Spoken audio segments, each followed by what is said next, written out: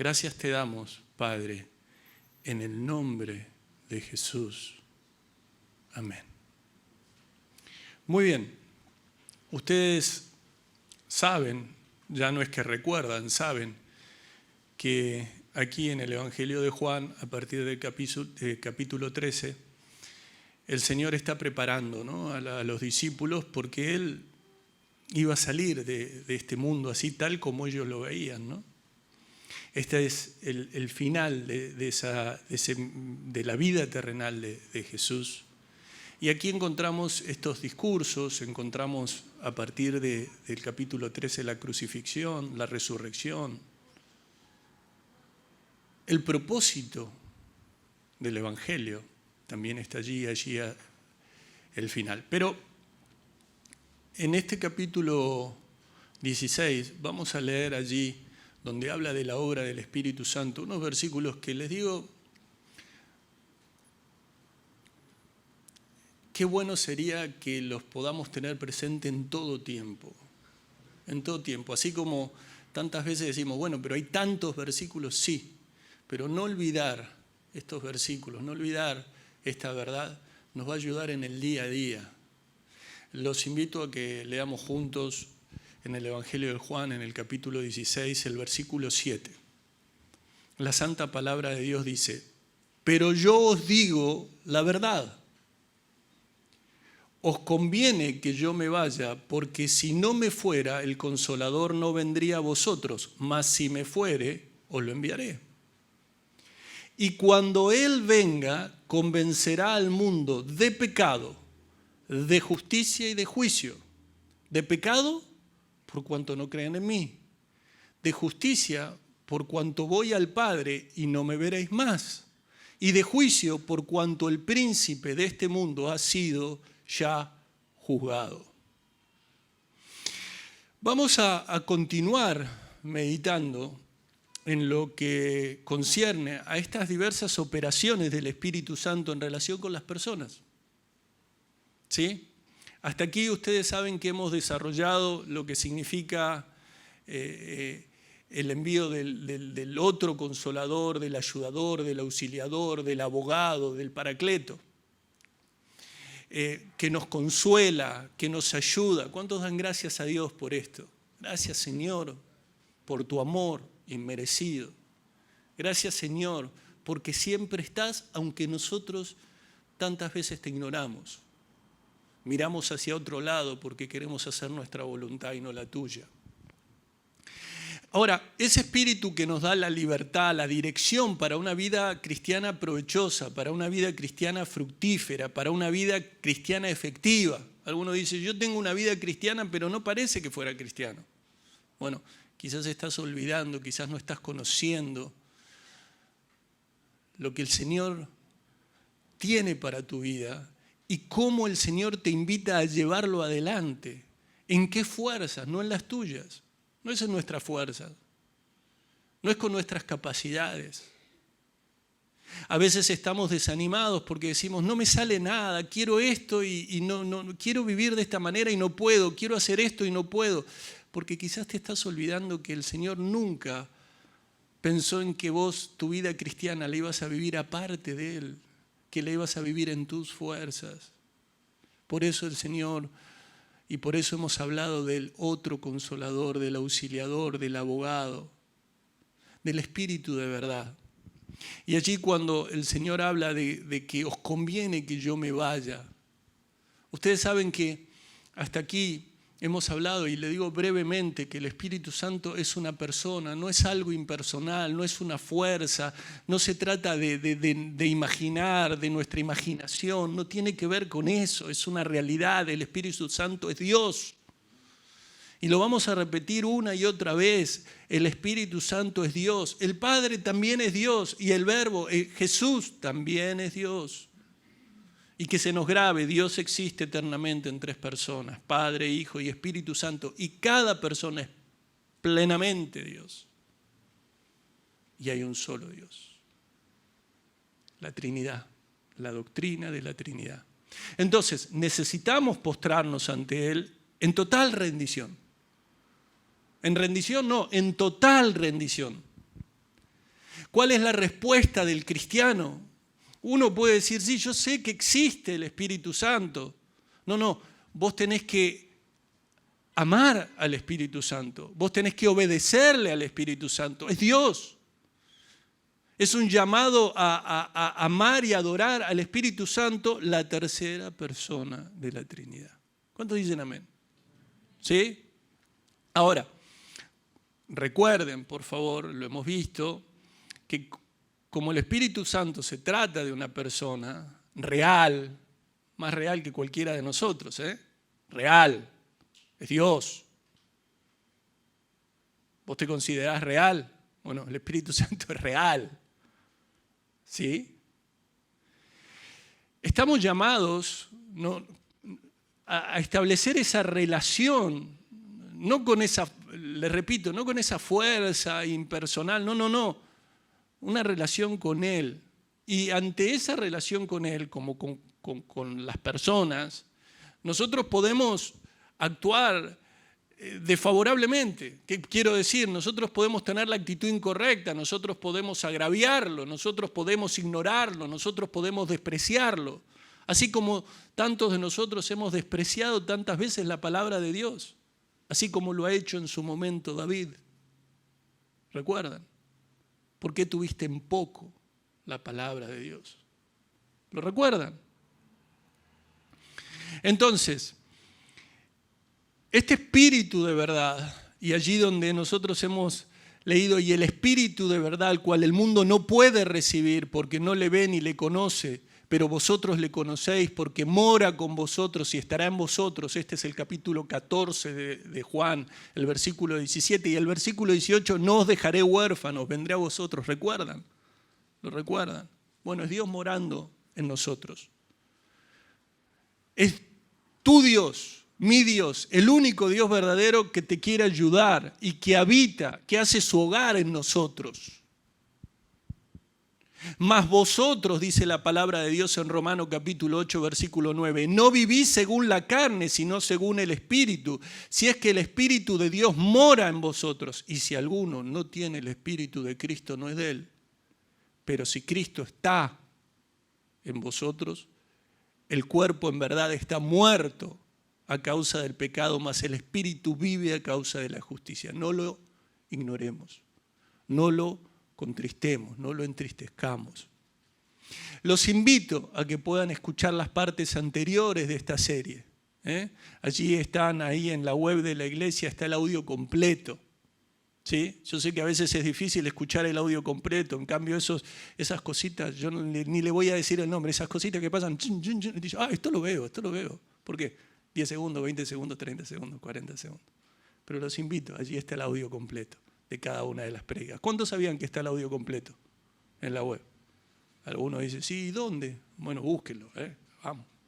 Allí está, van a llegar. ¿Sí? Bueno, muy bien.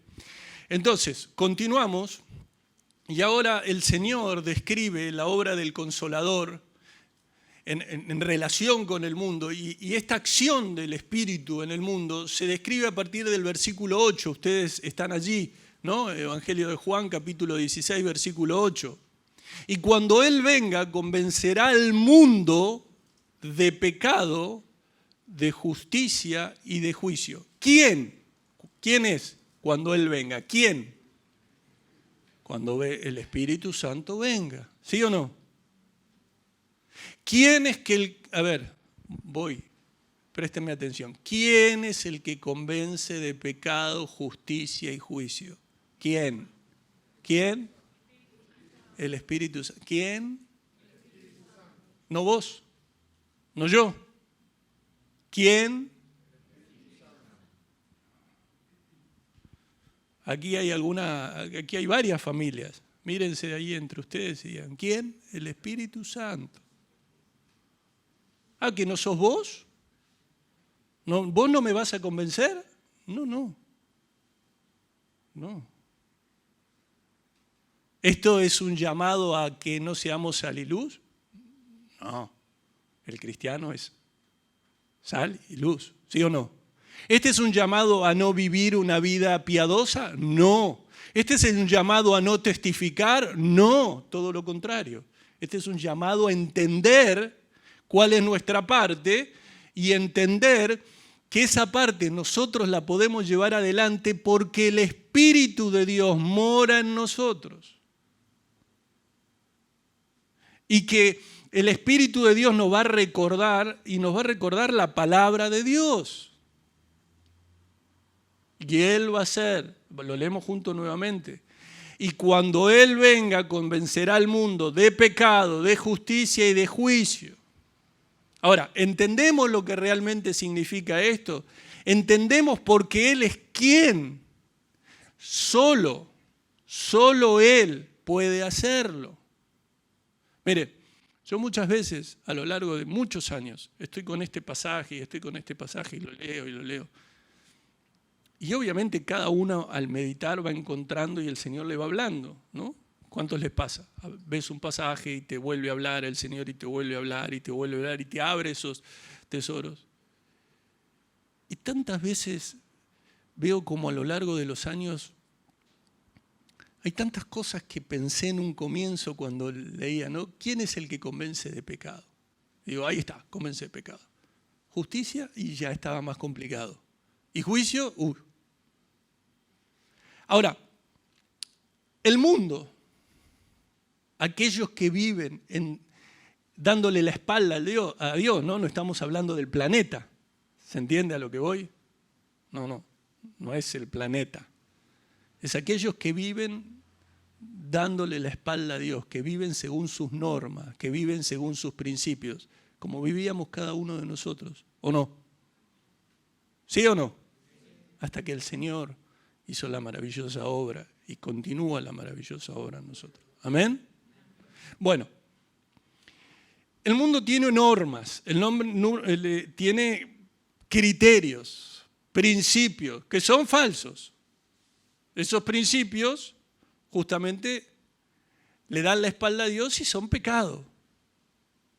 El mundo cree una cosa y es el Espíritu Santo el que tiene esa tarea que solamente Él puede hacer, humanamente imposible, de convencer al mundo del error. Ahora, nosotros como iglesia, nosotros como cristianos estamos llamados a ¿qué?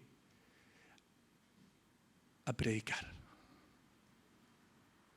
Con nuestra vida y cuando el Señor nos llama a abrir la boca. ¿Amén? Entonces, nosotros, ¿cuántos han intentado en lo corriente convencer a alguien de un montón de cosas? ¿Sí?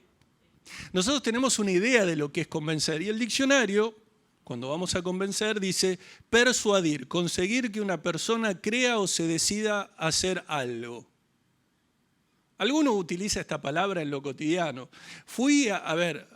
Yo me acuerdo, siempre cuento algunas anécdotas de cuando era chico, pero lo que pasa es que era otra época, ¿no? Tampoco no estaba con Colón, no. Pero era otra época. ¿Qué quiero decir? No era la época del delivery, no era la época de internet. ¿Sí? ¿Qué, pastor? Cuando usted nació no había internet. No, y cuando ustedes mucho, ustedes tampoco. Bueno, pero digo porque a lo mejor todos... Bueno, la cuestión es que yo recuerdo que allí en la esquina de donde vivíamos había una despensa. ¿Saben lo que es una despensa? Un almacén. ¿No? Chiquito. Nada de los supermercados. Había supermercados, eso sí había, les digo, lo que pasa es que no estaba en la esquina de mi casa. Entonces, más o menos, ¿qué comíamos nosotros? Y mi mamá iba a lo mejor pensando en comprar algo. No había. Y traía lo que había. Entonces, pero vos no ibas a hacer esto allí, en la noche, ¿no? Las conversaciones. Sí. A vos el almacenero te convence te vende lo que él tiene. te convence, o sea, mamá iba a comprar unas galletitas, por ejemplo, saladas, no había, traía dulces. Y yo me acuerdo, a vos te convencen de cualquier cosa. Y yo no quiero decir, porque algunos de ustedes nunca escucharon esto, de a vos te venden un... Ah, lo escucharon, bueno, lo escucharon. ¿Alguno de ustedes compró alguna vez un buzón? Bueno, hemos comprado algunas cosas. Pero esto es la idea que nosotros tenemos de convencer, es la idea por ejemplo, ¿vas a ir? No, dale, anda, te conviene, vamos, ¿me llevas? Así, convence a alguien para que lo lleve en el auto, por poner un ejemplo.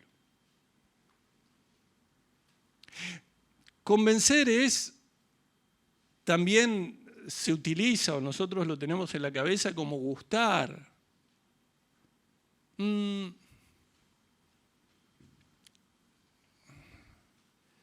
Los hombres compramos las cosas a lo mejor más arriesgadas, ¿no? Nos arriesgamos. Después vemos lo que compramos y decimos, y esto me lo tengo que poner, pero no lo ponemos. Pero a lo mejor la mujer va a comprar zapatos. El hombre también, hay hombres que... Y el taco con...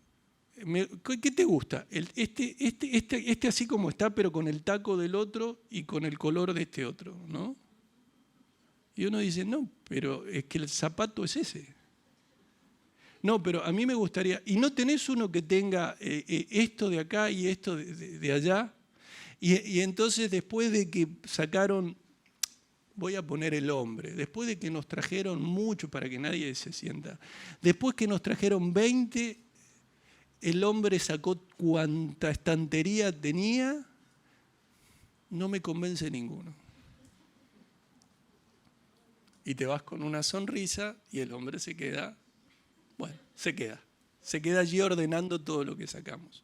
Esa es la idea, ¿no? La idea de convencer es de persuadir. Ahora, a nosotros nos interesa lo que las Escrituras dice y el significado real. Y aquí fíjense que dice, cuando Él venga, convencerá. Y esta palabra convencerá es la palabra que en el griego habla de refutar, dejar convicto, redarguir, reprender, amonestar, acusar. Pero no es la misma, no es como yo a veces utilizo la palabra. ¿Cuántos me están entendiendo? Entonces aquí dice que redarguirá al mundo. Y aquí redarguir, que les aclaro, la palabra redarguir hasta que se utiliza es hasta un poco suave, porque lo que el Espíritu hace, ahora vamos a ver, es mucho más que redarguir, pero redarguir es emplear un argumento en contra de quien lo hace. Impugnar algo por tener alguna falta. Entonces, el Espíritu lo que va a hacer va a presentar una acusación contra el mundo. Probará la culpabilidad que tenemos todos, en algunos para que se arrepientan y crezcan y en otros para su condenación. Redarguir en definitiva implica contraargumentar. ¿Recuerdan que tiene sus criterios el mundo? ¿Recuerdan que el mundo tiene su forma de actuar, sus principios? Bueno, implica contraargumentar haciendo que un argumento se vuelva en contra de la persona que lo presentó. Entonces este término convencerá describe la función, para que ustedes nos hagamos una idea, la función del abogado que acusa, quien examina al acusado para descubrir y exhibir, para traer luz, para mostrar las evidencias de culpabilidad, con el fin de convencerle a esa persona, pero también al juez de su crimen. ¿Cuántos están entendiendo esto? Entonces, el Espíritu, poniéndolo en términos judiciales, es de alguna manera como un fiscal. ¿Vieron que el fiscal lleva adelante la acusación? Entonces va a obtener la declaración divina de la culpabilidad contra los que rechazan a Cristo.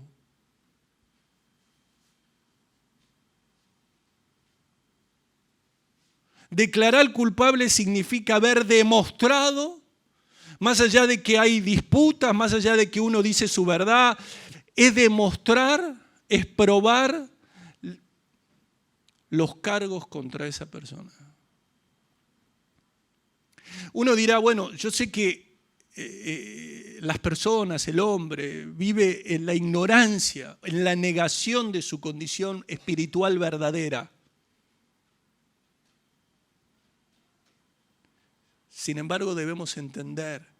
Fíjense esta palabra que es utilizada aquí, cómo se utiliza en Juan capítulo 3. No lo busquen, es un muy conocido. Dice, y esta es la condenación, que la luz vino al mundo y los hombres amaron más las tinieblas que la luz porque sus obras eran malas, porque todo aquel que hace lo malo aborrece la luz y no viene a la luz para que sus obras no sean reprendidas. Allí está la palabra. Odia la luz, no se acerca a ella, porque la luz muestra todo lo malo que la gente ha hecho. Y esta palabra la encontramos también en el Evangelio de Juan, allí en ese capítulo 8. Bueno, acompáñenme allí, capítulo 8. Vamos a leer a partir del versículo 44. Vamos a leer a partir del versículo 43, capítulo 8, versículo 43 del Evangelio de Juan, que dice, ¿por qué no entendéis mi lenguaje? ¿Por qué no podéis escuchar mi palabra? Vosotros sois de vuestro padre el diablo, y los deseos de vuestro padre queréis hacer. Él ha sido homicida desde el principio y no ha permanecido en la verdad, porque no hay verdad en él. Cuando habla mentira, de suyo habla, porque él es mentiroso y padre de mentira. Y a mí, porque digo la verdad, no me creéis. ¿Quién está diciendo todo esto? Jesús. ¿Quién de vosotros me redarguye de pecado? Pues si digo la verdad, ¿por qué vosotros no me creéis? ¿Quién de ustedes puede demostrar que yo tengo algún pecado? Le está diciendo. Es esta misma palabra. Ninguno de ustedes puede decir que soy culpable de pecado. Sin embargo, nosotros leemos aquí en la palabra de Dios que cuando Él venga, convencerá, redarguirá al mundo de pecado. Y allí el versículo 47 dice, el que es de Dios, las palabras de Dios oye, por esto no las oís vosotros, porque no sois de Dios. Qué importante, ¿no? Es que tengamos un entendimiento también de Satanás. Tuvimos una serie, ¿la recuerda algún memorioso?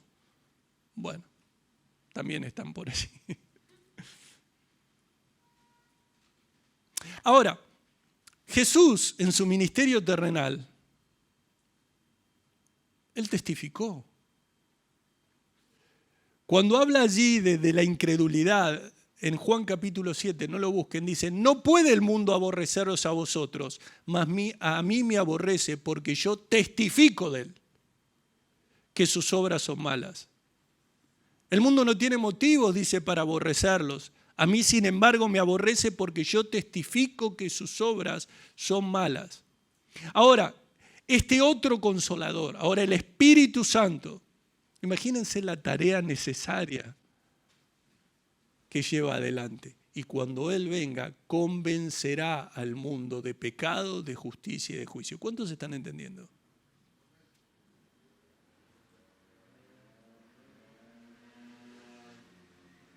Pero la palabra dice, convencerá al mundo de pecado. Fíjense, y este pecado es la palabra hamartía, la conocemos, que significa literalmente errar al blanco, ¿no? Es una palabra que hemos visto a lo largo de tantos años. Allí en Juan capítulo 8, versículo 34, dice, Jesús le respondió, de cierto os digo que todo aquel que hace pecado, esclavo de él, esclavo es del pecado. El que hace pecado, esclavo es del pecado. Ahora, acerca de la realidad del pecado, acerca de cómo errar al blanco, acerca de ese daño hecho a Dios. Ustedes se recuerdan que nosotros hemos hablado también en la serie, si me amáis, guardad mis mandamientos. ¿Recuerdan, no? Allí en 14:15 del Evangelio de Juan. Y que hablábamos del pecado no solo como una ofensa a Dios, sino del pecado de no amar a Dios. ¿Lo recuerdan? Que pecado es no amar a Dios, que demuestra nuestra falta de amor hacia Dios. Entonces, aquí lo que nosotros vemos es que la palabra pecado tiene más que el significado. Fíjense, ¿no? Hoy por hoy, muchos que pertenecen al campo de la ciencia, algunos otros que practican, por ejemplo, la psicología, Freud, todo eso. No utilizan la palabra pecado. Nada es pecaminoso. Es más, tienen una constante inclinación por querer destruir el significado de la palabra pecado. Nada es pecado. Todo está bien. Algunas cosas están mal, sí, ¿cuáles? Aquellas que están en algún código. Por ejemplo, el Código Penal, ¿no? Bueno, esto está mal. Pero lo ven desde un punto de vista legal. Pero, de hecho, por eso vemos lo que vemos, ¿no? El crimen, incluso las escenas que vemos en los diarios ya hablan de la criminalidad y hablan de la falta de amor natural desde muy pequeños. Jefes de bandas que tienen 13, 14, 15 años y viven lejos de Dios y están perdidos y se hacen daño y hacen daño. Pero el Señor nos dio el entendimiento para que comprendamos lo que es el pecado, las consecuencias del pecado. Pero fíjense que aquí dice en Juan capítulo 16, versículo 8, si están ustedes de vuelta van allí, dice, y cuando Él venga, el Espíritu Santo, convencerá al mundo de pecado, de justicia y de juicio. Pero en el versículo 9 dice, de pecado por cuanto no creen en mí.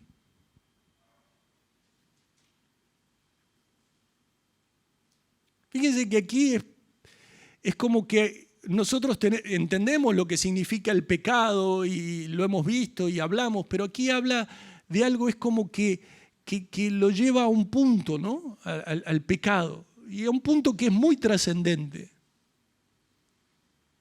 Dios envió a su Hijo. Dios envió a su Hijo para revelar la naturaleza de Dios, para revelar el propósito de Dios. Y lo rechazaron. Y el mundo lo rechazó. Fíjense que aquí dice de pecado por cuanto no creen en mí. No creer en Jesús consiste la misma esencia del pecado. Es cerrar al blanco de lo establecido por Dios. Dios envía a su Hijo. La crucifixión, en el momento en donde el Señor va y va allí a la cruz, muestra de una manera clara, evidente, la rebeldía del hombre. Una rebeldía del hombre que, claro, la hemos visto a lo largo de toda la vida terrenal de Jesús, pero que llega allí a ese punto de llevarlo a la cruz. Entonces la obra del Consolador, la obra del Paracleto, la obra del Espíritu con el Espíritu, del Espíritu con el incrédulo, comienza en este punto, en convencerle de su rebelión contra Dios. Miren, antes de Cristo, antes de que el Verbo se hiciera carne, había una rebelión contra Dios manifiesta. Recuerden que hay un solo Dios, Padre, Hijo y Espíritu Santo. Ahora es no creer en su Hijo. Ahora es no creer en el Verbo. Ahora no es creer en el enviado. Ahora es no creer en el Salvador, el que dio la vida para perdón de pecados. Entonces uno me dirá, pero hay pecados que son muy graves, pastor. Claro que sí. Pero aquí habla de ese pecado, se condena al incrédulo por no creer en el enviado por el Padre, por no creer en el enviado a rescatarnos, a salvarnos, a traernos vida, por no creer en Jesús, quien es Dios por sobre todas las cosas. ¿Cuántos dicen amén? Entonces, por cuanto no creen en mí, lo que está hablando es del pecado de la incredulidad.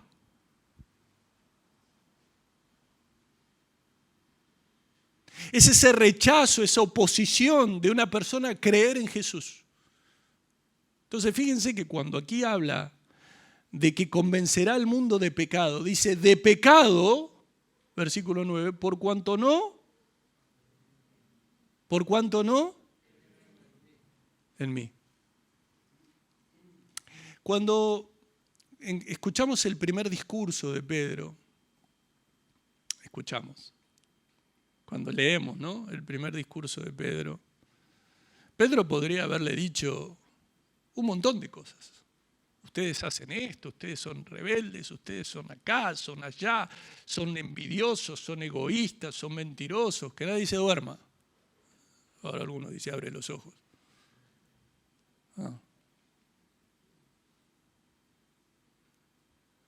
Pedro no les quiso abrir los ojos diciéndole, te voy a decir todo lo que haces mal. No le quiso abrir los ojos a una verdad.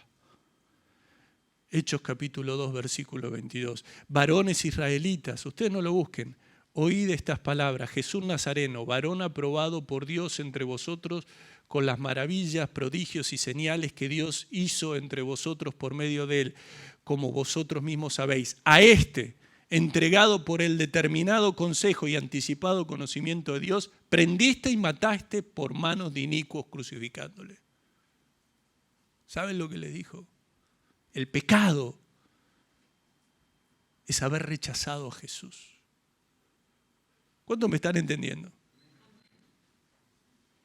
El peligro del que le advirtió a la gente fue el rechazar a Jesús. Frente a todas las pruebas que el Señor había dado, Juan capítulo 15, versículo 22, si yo no hubiera venido ni les hubiera hablado, no tendrían pecado, pero ahora no tienen excusa por su pecado. Versículo 23 dice, el que me aborrece a mí, también a mi Padre aborrece. Si yo no hubiera hecho entre ellos obras que ninguno otro ha hecho, no tendría pecado, pero ahora han visto y han aborrecido a mí y a mi Padre. Juan 15, 25. Pero esto es para que se cumpla la palabra que está escrita en su ley, sin causa me aborrecieron.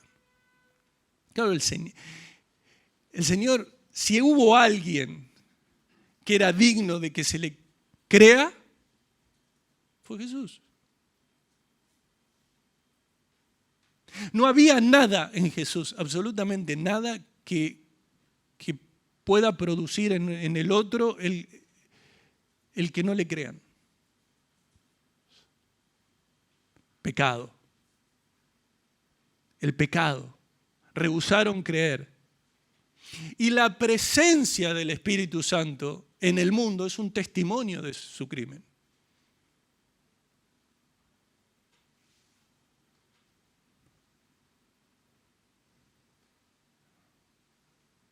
Es la incredulidad, ese pecado. Y uno dice, bueno, la incredulidad produce todo tipo de pecados. ¿Qué significa que produce todo? Y además esa incredulidad no da posibilidad a que se vuelvan a Cristo para que encuentren la salvación.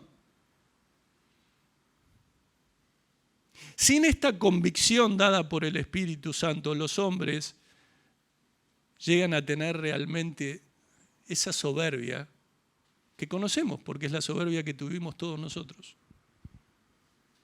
Ese que me vienen a hablar a mí, esa idea de que tenemos esa superioridad, ¿no?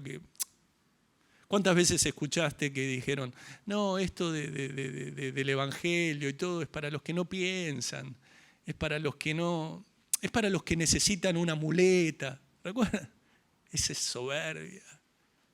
Es para aquellos que como no pueden, como yo, entre comillas, ¿no? Dicen, como no pueden sobrellevar las situaciones de la vida, necesitan allí.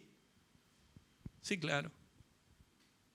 Nosotros no solo no podemos llevar adelante las distintas situaciones de la vida, sino que hay algo que hemos entendido. Nosotros no podemos hacer, no hay ninguna obra que podamos hacer para estar en la presencia de Jesús, para estar en la presencia del Dios Todopoderoso, porque tenemos acceso al trono de gracia, tenemos acceso al trono de misericordia y tenemos acceso a la vida eterna simplemente y exclusivamente por Cristo. ¿Cuántos dicen amén? Por tu Salvador, por mi Salvador. Así que esta raíz de incredulidad, este rechazar a Cristo, lejos de que uno diga, bueno, es solamente eso. No. Intensifica todos los otros pecados. ¿Cuántos están entendiendo? Bueno, el Espíritu convence de que el pecado es un hecho. Y el Espíritu Santo demuestra que todo el mundo es culpable ante Dios. Qué hermosa es la palabra de Dios, ¿no? Os conviene que yo me vaya, dijo el Señor. Les voy a enviar otro consolador, y nosotros allí leemos allí, decimos el Paracleto, el ayudador. Sí, pero Él convencerá. Claro, ahora mora en nosotros, tenemos esa relación, pero hubo un momento en donde esto no fue así. Y llegaste a ver, llegaste a entender por obra de Él. Gracias, Señor, ¿no? ¿Cuántos dan gloria a Dios? Bueno, ¿qué más? Allí. Versículo 10. De justicia, por cuanto voy al Padre y no me veréis más. Esa palabra, ¿no? La expresión que convencerá al mundo ahí cuando habla de justicia, obviamente tiene que sigue allí inmediatamente, porque voy al Padre, no me veréis más. Los discípulos ya no iban a observar, no iban a estar con Jesús, no lo iban a ver en lo diario. Ustedes saben esto, ¿no? Ahora, no lo iban a ver con los ojos físicos. Ahora, no solo no lo iban a ver con los ojos físicos, si no fuera por la obra del Espíritu Santo, tampoco lo podemos contemplar con una mirada espiritual. El que nos abrió el entendimiento y el que nos abrió la verdad al Cristo resucitado no es otro que el Espíritu Santo, no es otro que Dios. Entonces, y cuando Él venga, convencerá al mundo de pecado, y en cuanto a la justicia, Jesús fue crucificado. Y fue crucificado como alguien que hizo lo malo, que tuvo una actitud criminal. Allí, cuando se habla de la guardia ante la tumba, en Mateo 27:63 dice, diciendo, Señor, nos acordamos de aquel engañador, que aquel engañador dijo viviendo aún, después de 3 días resucitaré. Fíjense cómo lo llamaban, el engañador. Cuando el Señor afirma ser el buen pastor, Yo soy el buen pastor da su vida por las ovejas, en Juan capítulo 10, versículo 11. Cuando el Señor dice una y otra vez, yo soy el buen pastor, conozco mis ovejas y las mías me conocen. ¿Saben que cuando el Señor termina de exponer, cuando el Señor dice, nadie me la quita?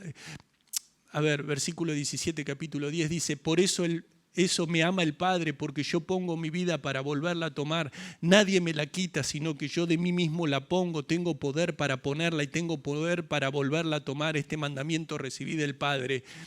Después dice la palabra allí en Juan capítulo 10, volvió a haber disensión entre los judíos por estas palabras y muchos de ellos decían, demonio tiene y está fuera de sí. ¿Por qué lo hizo? La mayoría de los que lo escuchó saben que decía, tiene un demonio y está loco. Engañador, tiene demonio, está loco, debe morir. Cuando le vieron los principales sacerdotes, dieron voces diciendo, crucificadle, crucificadle. Pilatos le dijo, tomadle vosotros y crucificadle, porque yo no hallo delito en él. Y en Juan capítulo 19, versículo 7 dice, los judíos le respondieron, escuchen bien, nosotros tenemos una ley y según nuestra ley debe morir porque se hizo a sí mismo hijo de Dios. Ese mundo que estaba representado allí por los judíos dice, debe morir. La gente respondió, de acuerdo a nuestra ley, él es culpable. De acuerdo a la justicia, él es culpable. Iban a darle muerte. ¿Se dan cuenta? ¿Se dan cuenta que cuando lo llevaron allí lo llevaron a Jesús a la casa de Caifás, al pretorio? Dice que entonces salió Pilatos a ellos y le dijo, ¿qué acusación traéis contra este hombre? Respondieron y le dijeron, si este no fuera malhechor, no te lo habríamos entregado. Pero la verdad era precisamente todo lo contrario. Y como todos sabemos, ¿cuántos saben que Dios siempre tiene la última palabra? Gracias, Señor, ¿no? Por eso es Dios. Y el Señor dice, no. Mi hijo es el justo. Y el Espíritu Santo da testimonio del hecho de que Cristo habló con verdad y el mundo erró. Él demostrará que el mundo está equivocado en cuanto a mí y que yo soy quien tiene la razón, porque yo voy a estar con el Padre donde ya no me verán. Aunque el mundo lo rechazó, el que lo recibió fue el Padre.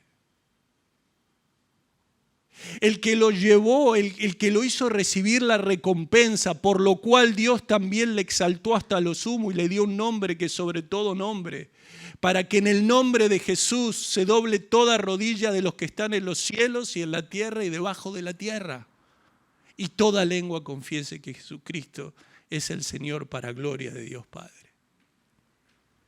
Por medio de esa resurrección encontramos la aprobación en su vida y en su obra. Fue declarado, dice Romanos, hijo de Dios con poder según el Espíritu de santidad por la resurrección entre los muertos.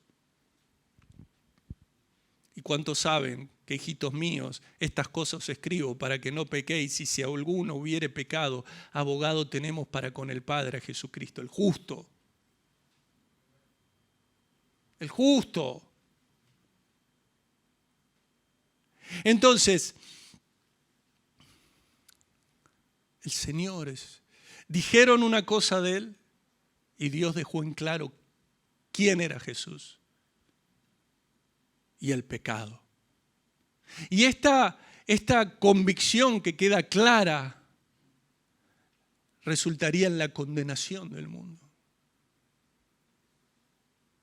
Entonces, por medio de sus seguidores, por medio de los apóstoles, el Espíritu Santo no solo pone en descubierto el pecado del mundo, sino que en algunos casos también despertará la conciencia de culpa que conduce al arrepentimiento.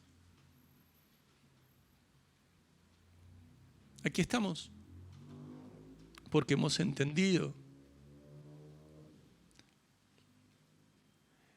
el amor de Dios. Porque hemos acudido a ese llamado como acudieron allí en ese primer discurso de Pedro. ¿Recuerdan que Pedro les dijo, arrepentidos y bautícese cada uno? ¿Recuerdan, no? En el nombre de Jesucristo para perdón de los pecados y recibiréis el don del Espíritu Santo. Entonces, convencerá al mundo de pecado por cuanto no creen en mí, de justicia. El Señor es el verdadero Dios. El Señor es el verdadero justo. Y habrá muchos que recibirán con gozo esas buenas nuevas y otros que no, que rechazarán, que continuarán rechazando. Que seguirán actuando como cuando pasó Esteban, el primer mártir, y expone las Escrituras y termina diciéndole, duros de cerviz e incircuncisos de corazón y de oídos, vosotros resistís siempre al Espíritu Santo como vuestros padres. ¿Recuerdan, no?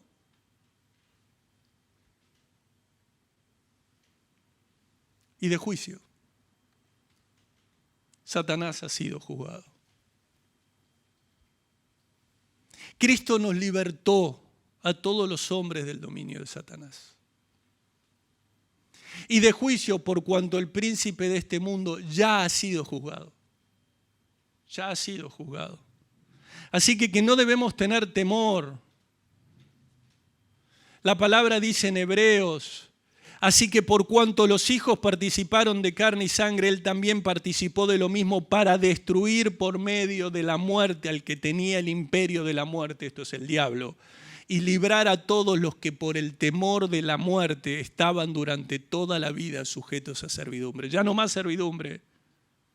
Jesús se hizo hombre para liberar a los hombres quienes habían estado esclavizados toda la vida por temor de la muerte. El Espíritu Santo convence a los hombres de que somos verdaderamente libres. Así que si el Hijo os libertare, seréis verdaderamente libres.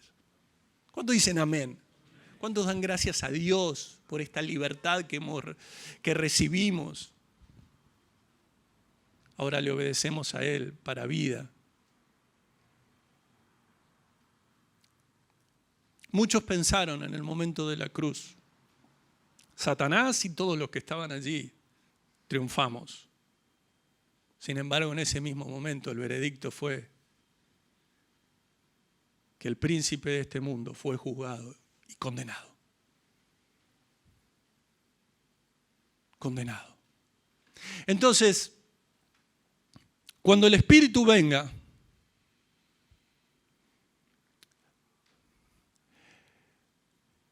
va a llevar a que se entienda que hay un pecado y va a presentar acusación y va a traer esa convicción de que hay un pecado que es no creer en Jesús. También le va a hacer entender el hecho de que el Señor no hizo nada malo, que es inocente, que Él es el justo. Y el Espíritu mostrará que Dios ya ha juzgado al que gobierna este mundo y que lo castigará.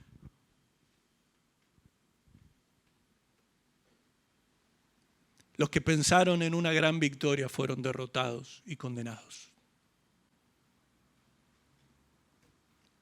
La derrota de Satanás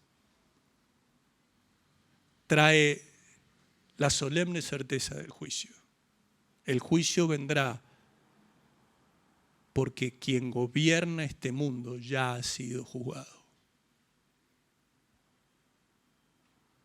Y podemos encontrar tantísimos pasajes, anulando el acta de los decretos que había contra nosotros, que nos era contrario, quitándolo de en medio y clavándolo en la cruz, Colosenses 2:14 y 2:15, y despojando a los principados y potestades, los exhibió públicamente, triunfando sobre ellos en la cruz. Ellos condenaron a Cristo y encontraron la condena.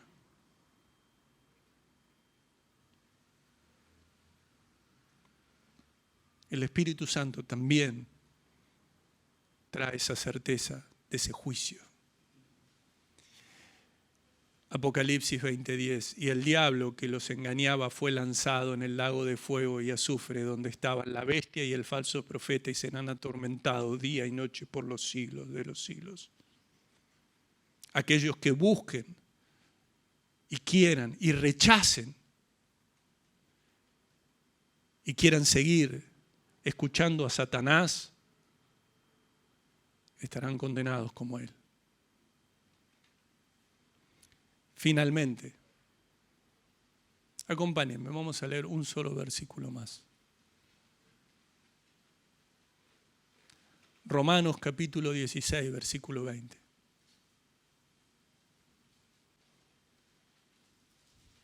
¿Se dieron cuenta que conviene que yo me vaya?, dijo el Señor. ¿Se dan cuenta lo que significa? Romanos 16, 20. Y el Dios de paz aplastará en breve a Satanás bajo vuestros pies. La gracia de nuestro Señor Jesucristo sea con vosotros. Ese Dios de paz, tu Dios, mi Dios, el único Dios verdadero, triunfó. La cruz, y nos sigue dando y nos sigue demostrando su amor. ¿Cuántos dicen amén? Entonces, ¿te das cuenta lo bienaventurados que somos? Y te das cuenta qué importante es tener esa relación personal con el Espíritu Santo. Y te das cuenta qué importante es que permanentemente tengas presente que cuando Él venga, convencerá al mundo de pecado, de justicia y de juicio. Gracias, Señor. Los invito a orar.